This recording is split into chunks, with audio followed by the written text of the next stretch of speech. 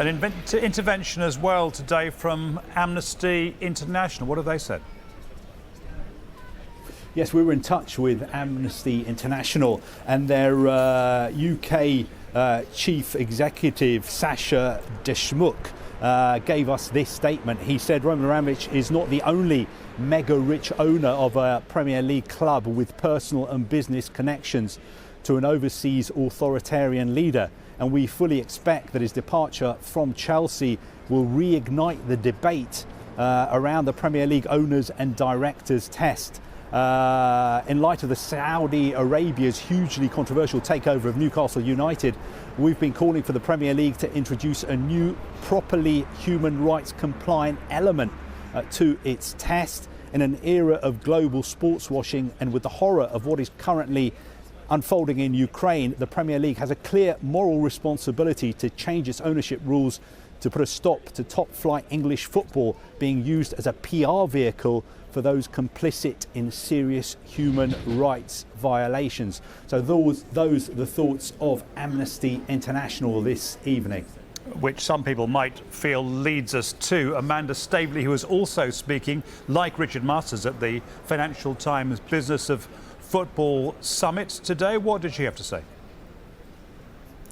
Yes, Amanda Staveley, of course, it was part of the consortium that bought Newcastle United from Mike Ashley in a deal worth about £300 million.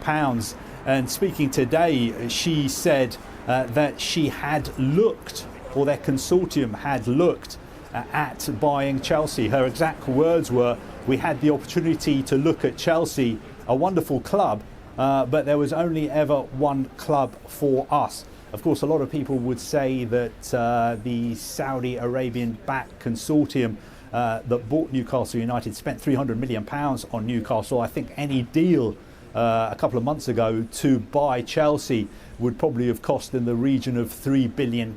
So I'm not sure whether they would have been able to put a deal together to buy Chelsea. Roman Abramovich didn't want to sell at that stage, although the rulers of Saudi Arabia could quite easily get their hands on £3 billion. But those are the thoughts of Amanda Staveley on the possibility of her and her backers from the Saudi Arabian Sovereign Wealth Fund trying to buy Chelsea. She was also asked about Roman Abramovich trying to sell Chelsea. Her words this afternoon were, "I am sad someone will have a club taken away from them because of a link they may have with someone.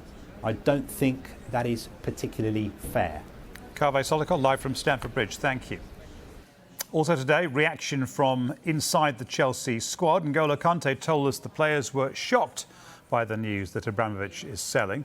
He also expressed his hope the Russian invasion of Ukraine ends as soon as possible. Yeah, I think it's something we were not prepared. It came quick. But the only thing we can do, because we don't control these things, is to do at the best what we always done. It means like playing football at the best for us, for the club, for the fans, and see how the things are going. But it's the only thing we control, and we want to do that. And when you see on the news, you know, the scenes in Ukraine, what do you personally think about what's going on there?